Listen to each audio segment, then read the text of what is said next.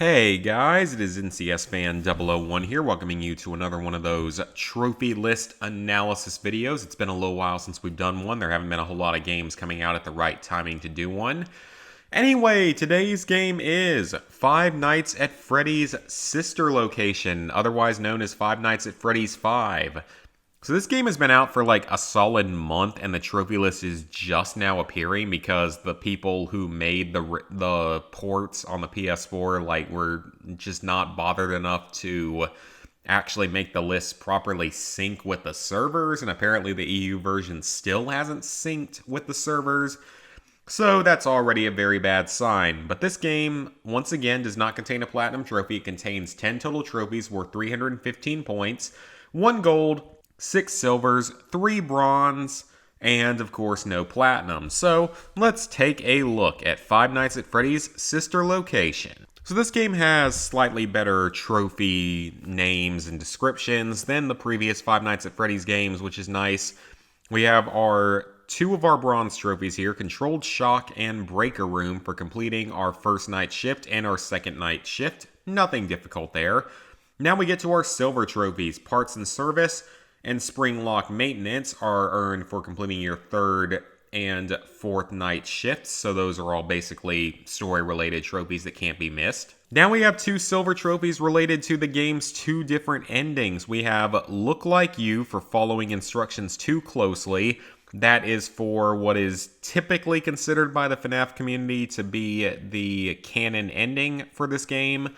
That's the one where you follow baby's instructions and things don't go particularly well for you.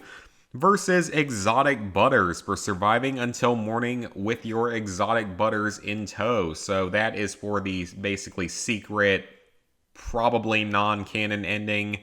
So basically complete the game and get both different endings and you'll get your first 6 trophies. So that's not too terrible for a Five Nights at Freddy's game. Now we get to the more difficult and complicated trophies. First up, we have Ice Cream for giving ice cream to a child. That is one of the star requirements. It is a little mini game where you play as Circus Baby and you have to basically shoot cupcakes in a certain way at certain people on screen, and you have to pick up an ice cream cone and bring it all the way back to the beginning. It's not particularly easy, and it's not consistently a minigame that spawns every single time you die or anything. So that may take a little bit of effort, a little bit of difficulty, but at least the minigame is generally considered to be fairly, fair. It's not really the worst thing in the world. But now we have the 2 really bad trophies. You Won't Die. Complete the Custom Night Challenges and Fazbear's Fright. Completed Golden Freddy mode. That is our golden trophy for this game. For those who don't know, Golden Freddy mode is basically 1020 mode for this game. It takes all of the animatronics from the Custom Night and it sets them all to their highest difficulty and you have to survive them all. Now, the interesting thing about this is that I remember from some of the earlier streams and videos of the game that in general, this wasn't considered to be as difficult as some of the earlier Five Nights at Freddy's games. But according to people on the forums here on PSN Profiles, it is a terrible experience on PlayStation 4 for one reason or another, bugginess or controls or whatever. And because of that, it's presumably very, very difficult. Now, presumably the all custom night challenges comes from getting at least 1 star on every challenge. There are 4 stars for every challenge. 1 star would mean the lower difficulty of usually being around like a 4 out of 20 stars for each character that's in it. So that's not too terrible, but this one does sound like it's going to be awful, this Golden Freddy mode. I mean, it looks terrible. It's basically, 1020 mode or 420 mode or whatever you want to call it from the previous games. And then, of course, we have Meet the Cast for experiencing all deaths and jump scares. So, I mean, that seems like it would be easy, but it might be just a little bit more complicated because I think there are a few more ways to die in this game than some of the others, but I could be a little bit wrong on that. So, with all that being said, Five Nights at Freddy's sister location, I'm surprised we finally ever got this trophy list to sync because it's literally, the game's been out for like a month or so and we still haven't gotten the trophy list until now.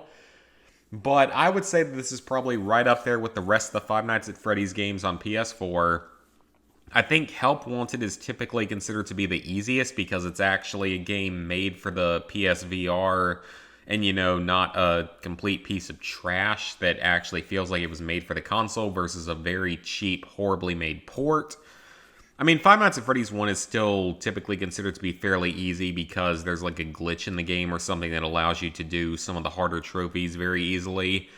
But this will probably be up there with the rest of the franchise with being pretty tough, especially if that Golden Freddy mode is kind of buggy like people are saying.